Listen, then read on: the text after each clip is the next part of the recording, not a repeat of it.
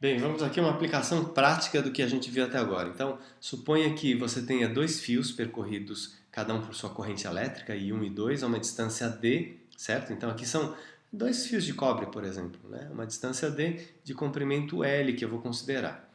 Ótimo. Nós vimos que toda vez que eu tenho uma corrente elétrica, essa corrente cria um campo magnético. Então, tanto essa como essa, I1 e 2, estão criando campos magnéticos. Acontece que esse campo interage com a corrente elétrica, né? Então, por exemplo, o I1 cria um campo magnético e esse campo magnético interage com essa corrente elétrica que vai surgir então uma força, vai aplicar uma força magnética. E é isso que a gente vai calcular agora. Então, nós sabemos, vamos analisar da seguinte maneira, que esse I1 vai criar um campo magnético, as características, lembra do mnemônico? Eu uso aí a blonde, né? A perna direita dela no sentido da corrente, e o pé direito vai indicar o sentido do campo. Então, o campo vai ser um campo ao redor do fio circular, de sentido horário. Tá vendo aqui? Ó, desenhei já aqui. E esse campo, ao atingir o fio I2, vai ser um campo saindo do papel. Concorda? Olha, sentido horário, no fio vai ser o campo saindo do papel. A intensidade desse campo nesse ponto é dada por essa expressão que a gente viu no nosso último encontro, né? Então, campo magnético gerado por uma corrente, permeabilidade magnética. Isso é dado, né? Uma constante que depende do meio, vezes a intensidade sobre 2π, vezes a distância entre os fios. Ótimo. Então, olha para o fio I2 agora. O fio I2 tem uma corrente aqui, né? Uma corrente I2, e tem um campo magnético. Vai aparecer uma regra, aliás, uma força que é dada pela regra do Bill, uma força magnética, né? Então, tá aqui, ó. O tronco do Bill vai ficar para cá.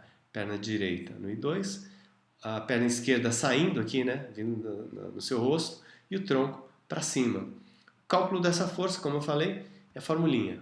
Bill, certo? Então a força que o fio 1 aplica no 2 é o campo magnético B1 vezes o I2, que é a corrente que passa por ele, vezes o L.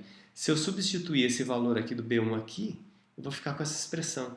É um pouquinho complicada, né? Mas na verdade é a junção dessas duas expressões que nós vimos nos encontros anteriores.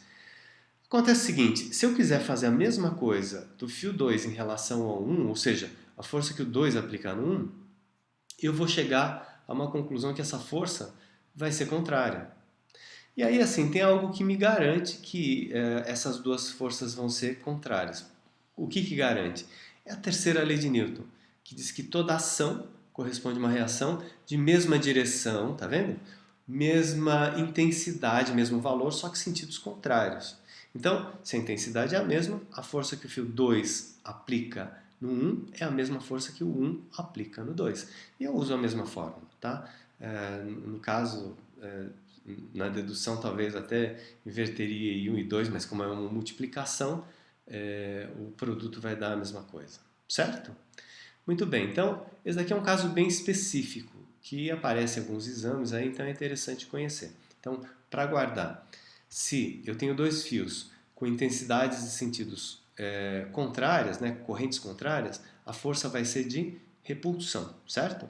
E se eu tiver duas correntes de mesmo sentido, obviamente vai ser o contrário, eu vou ter uma força de atração, ok? E essa força vai ter a mesma intensidade. Por quê? Ação e reação. E essa intensidade é dada por essa expressão. Certo? Então é isso aí. Vamos ficar por aqui. Até mais.